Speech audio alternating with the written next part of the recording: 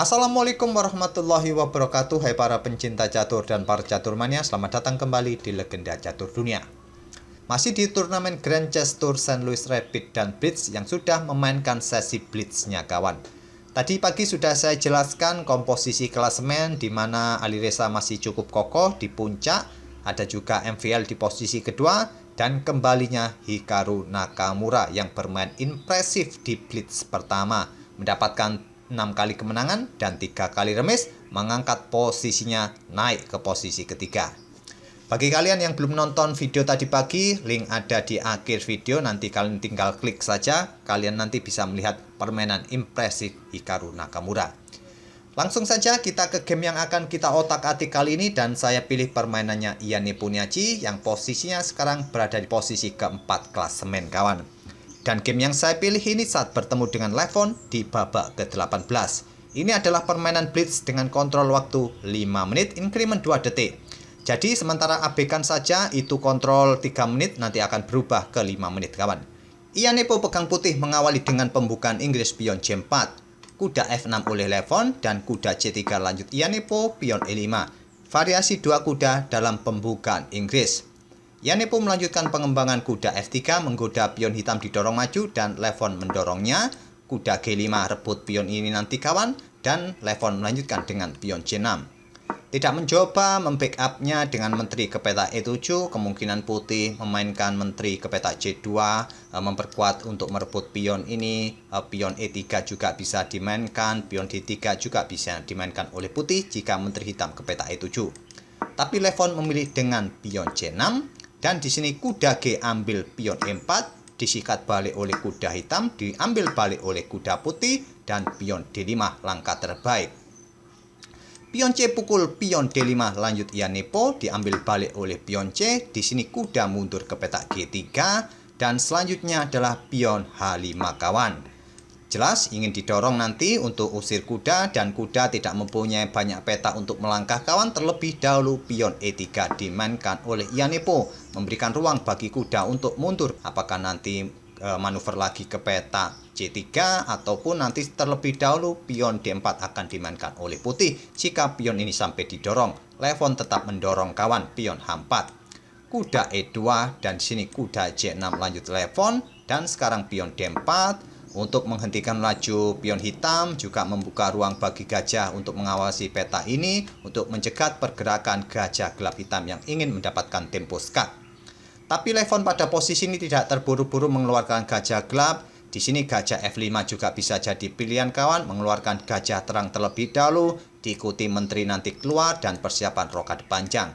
Tapi menteri keluar terlebih dahulu ke peta F6, kuda C3, dan selanjutnya di sini kawan menteri ke peta G6.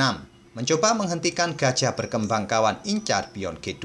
Artinya di sini hitam melakukan pengorbanan pion lagi, kuda bisa ambil pion ini dan memberikan ancaman skak garbuan di sini. Tapi di sini kawan, langkah terbaik tadi bagi hitam harusnya bisa melanjutkan dengan pion H3 juga bisa, ataupun juga gajah B4 juga bisa. Tapi Levon memilih untuk menahan gajah tidak berkembang. Dan pion ini bisa saja langsung diambil oleh kuda, tapi Ian Nepo tidak ambil kawan. Kemungkinan gajah gelap akan ke sini, kontrol peta C7 dari ancaman skak garbuan. Itulah yang akan terjadi jika kuda ambil pion D5. Salah satu langkah terbaik juga, tak ada masalah, tapi pion A3 terlebih dahulu. Jelas kontrol peta B4 dari aktivitas gajah ataupun kuda kawan untuk mendapatkan skak di sini, karena diagonal ini juga sudah mendapatkan dukungan dari menteri. Selanjutnya gajah F5 lanjut Levon, melanjutkan pengembangan sisi menteri, persiapan mungkin rokade panjang jadi pilihan oleh Levon nanti. Dan menteri putih keluar ke peta F3, menjaga pion agar gajahnya bisa berkembang ke peta E2, apakah ke peta B5 nanti. Bukan pilihan yang bagus kawan. Pilihan yang bagus adalah menteri ke B3. Kemungkinan hitam rokade kawan untuk menjaga pionnya ini, juga menjaga pion di sini. Kalaupun sekarang ambil pion ini dengan kuda, bukan pilihan terbaik kawan. Masalahnya ya di sini, nanti kena pin kuda ini.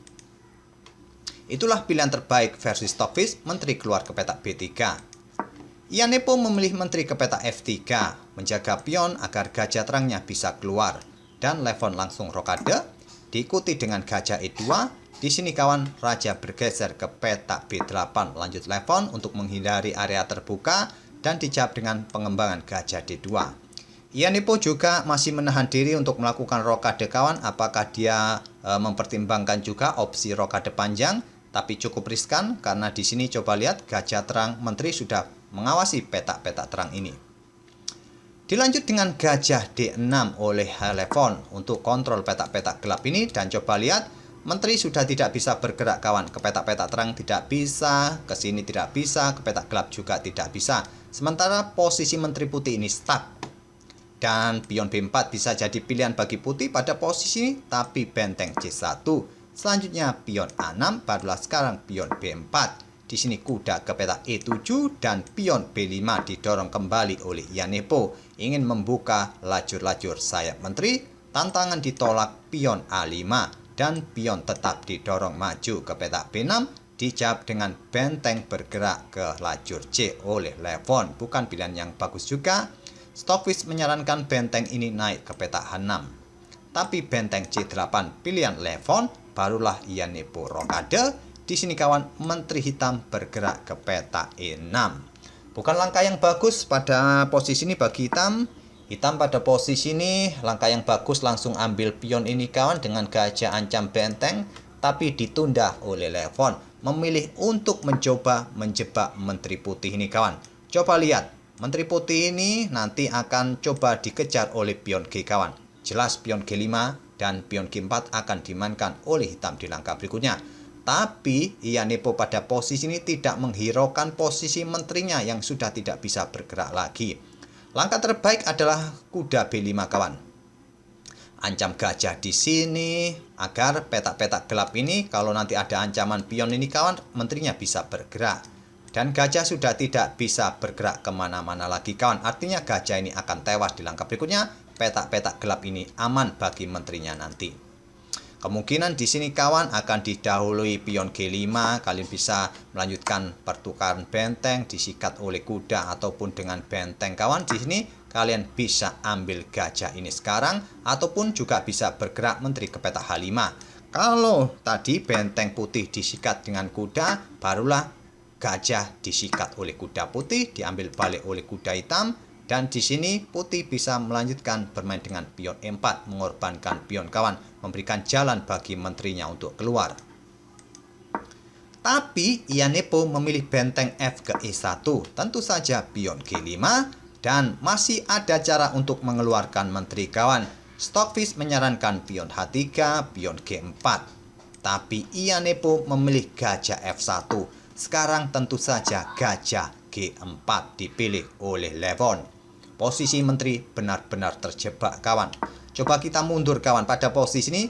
Kalaupun Stockfish menawarkan pion H3, kemungkinan di sini gajah ini ambil pion A3 kawan. Dan pada posisi ini benteng kalian sulit untuk dipertahankan. Memang setelah benteng tadi bergeser ke peta E1 ini kawan, setelah sebelumnya tadi yang merupakan langkah blunder, posisi hitam semakin lebih baik. Tapi malah di sini setelah pion G5, gajah F1, benar-benar posisi menteri putih sudah terjebak. Iyanipo harus merelakan menterinya ambil gajah G4, diambil balik oleh menteri hitam. Sekarang sudah tidak seimbang lagi kawan. Menukarkan menteri dengan satu perwira minor, artinya sudah tidak seimbang lagi. Kompensasi yang didapat oleh putih tidak cukup. Kuda B5 ancam gajah, menteri mempick-up-nya di peta D7, dan di sini gajah ambil pion A5 lanjut Iyanipo. Dan di sini levon bermain cukup simpel setelah mendapatkan menteri putih kawan, kembali menawarkan pertukaran benteng, ditolak. Iyanipo benteng B1 dan benteng hitam naik ke petak C4.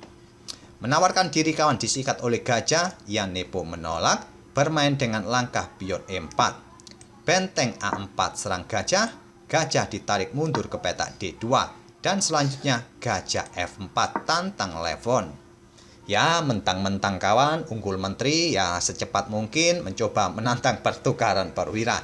Ditolak lagi, gajah B4. Menjebak posisi benteng kawan, gantian. Benteng hitam tidak bisa bergerak. Sekarang pion D pukul pion E4 lanjut levon dan dibalas dengan pion G3 ancam gajah. Gajah tidak dipindah, memilih dengan langkah kuda ke petak D5. Mentang-mentang sudah unggul menteri mengorbankan perwira untuk membuka lajur G. Dan gajah bergerak ke C5. Dan di sini benteng masih belum bisa keluar kawan. Peta-peta ini sudah dikontrol semua oleh putih. Di sini kawan, pion H pukul pion G3. Dipukul balik oleh pion H dan menteri G4 mengepin pion. Pion sudah tidak bisa ambil gajah hitam lagi. Gajah G2 blokade pimpinan. Di sini kawan, hitam atau Levon malah menawarkan kudanya. Sudah menawarkan gajah F4, sekarang ditambah menawarkan kuda. Mentang-mentang kalau sudah unggul ini apapun bebas kawan. Dan pada posisi ini kawan, ditambah lagi Ianipo melakukan kesalahan dengan benteng bergerak naik ke P3 dan Levon menjawab dengan menteri ke petak D1 skak. Benteng nanti jatuh. Di posisi ini Ianipo Niaji menyerah di langkah ke-36. Jadi kalian jangan malu kalau kehilangan menteri di pertengahan permainan atau di awal-awal permainan. Super Grandmaster macam Ianipo saja bisa terjebak menterinya kawan. Oke, semoga permainan dari kedua pemain tadi bisa menghibur kalian dan kita akan bertemu di video-video berikutnya. Terima kasih. Wassalamualaikum warahmatullahi wabarakatuh.